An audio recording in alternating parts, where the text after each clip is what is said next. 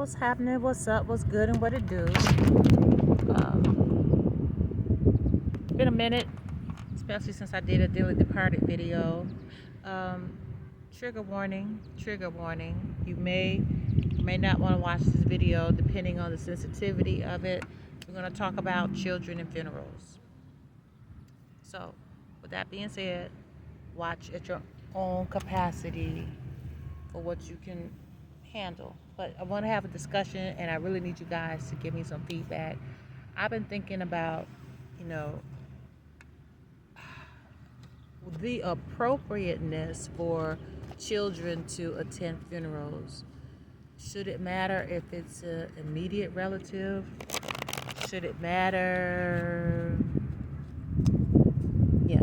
Should it matter if they're an immediate relative or not? Like if it's a parent, if it's a grandparent or aunt or uncle. Should it be every funeral that you go to, that you take your child to? Should it matter what age they are? Focus on the positivities, on the positives. You know there are so many. So with that being said,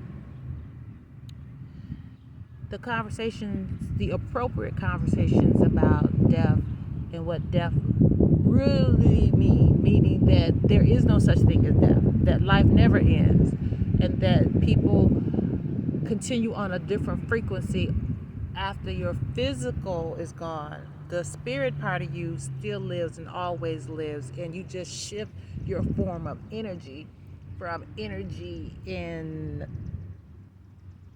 a spiritual and physical form to just energy in a spiritual form. So with all of that being given, the question still remains: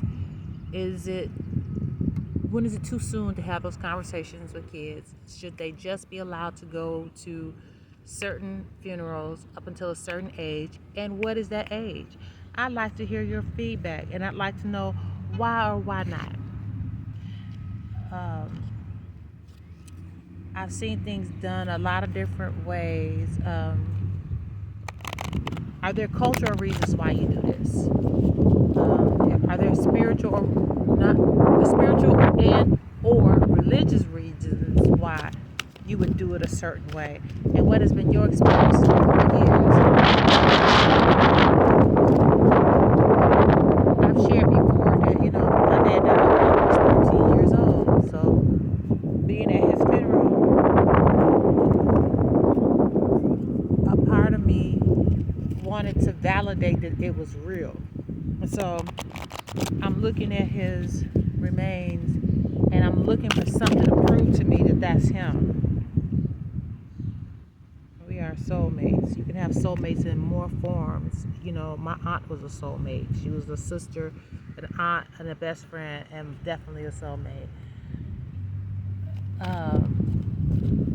So I'll get to funerals about that kind of stuff in a minute. So I was saying that I was looking for something specifically on his body, a mole in a certain place, to prove to me that that was a real reality, that this was it, he was gone. Once I saw that, the reality set in. Back to about letting children go to funerals, and should it matter who?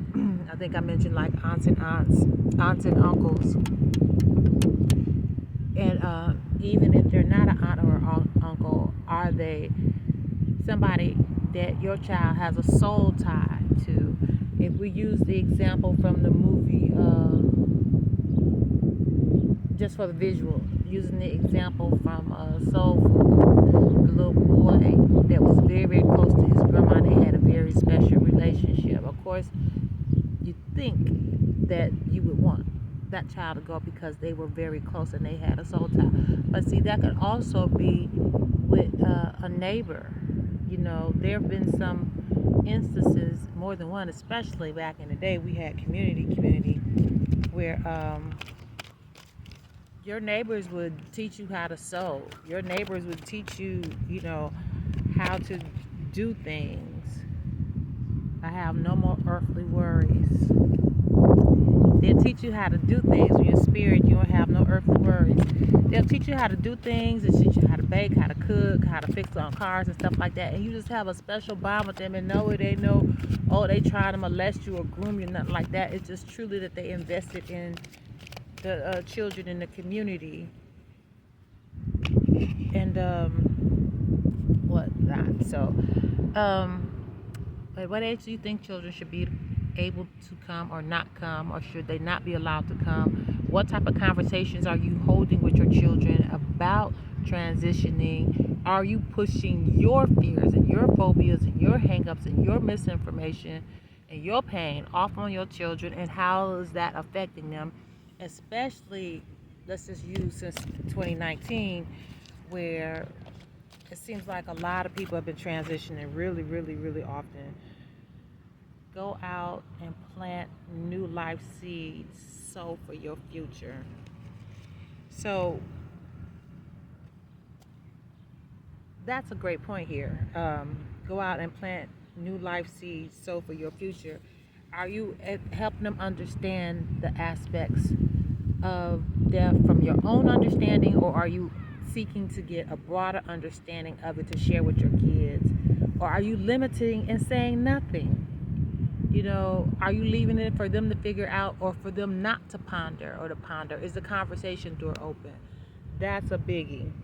Is the door open, and are you biased or unbiased, or should I say, are you incompetent in your thinking, in your perspective of thinking? Uninformed,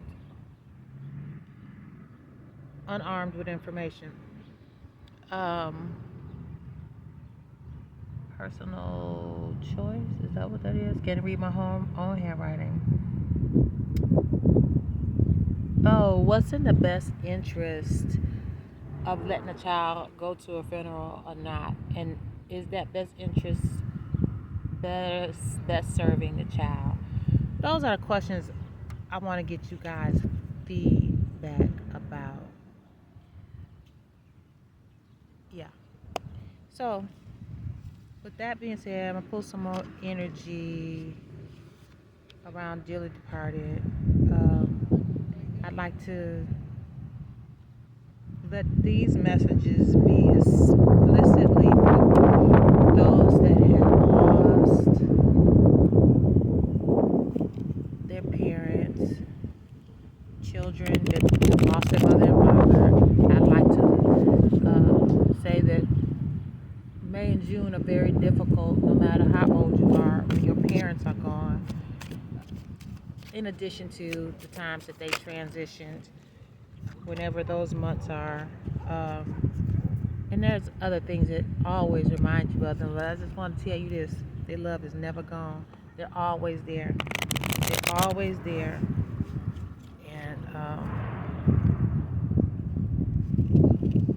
their love, their guidance, their peace, their prayers, always there. And I like to believe that life will always give you something to remind you of your parents and people that have been very close to you in a parental way. Sometimes you have an aunt that's like a mother. Yeah, sometimes an aunt is like a sister. Sometimes an aunt is like a friend. And sometimes an aunt is like a mother. And sometimes your aunt is just like your mother. And so this is special messages for people that have had to attend funerals as children, and for people that have lost their mom or dad, or mom and dad. Crossing into the light. Today I face a new bridge that I must cross on my journey to inner transformation. Today, like every day, I will practice the laws of universal love. Thus, I will deal with this current situation in a positive way so that I continue to grow and evolve. As I cross this bridge on my way towards the light, I am reminded of the true meaning of life: to celebrate love. Celebrate love and deal with the current situation in a positive way, and know that that love is always there. It's just there in a different way. you can't reach out and touch them. You know, something interesting happened to me. I was holding the remains of one of my loved ones, their ashes, and it felt like a hug. I didn't know what, I didn't know that that was going to happen, and I didn't know how to process what was happening, but I had to acknowledge the sensations of what was happening while I was holding those remains, the ashes. I was like, God, this feels like a hug. It feels like a good, sweet, firm hug. And I couldn't pretend like that wasn't happening. And that was a pleasant experience. I'm gonna get one more for the power of love. Then I'm gonna let you guys go. I hope this message found you well. And please, I need your feedback about my questions about children and funerals.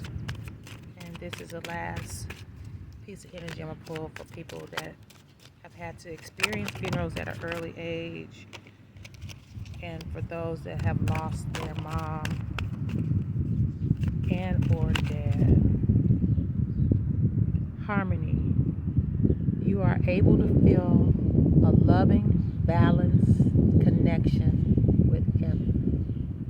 All right. Till next time, peace, love, and blessings.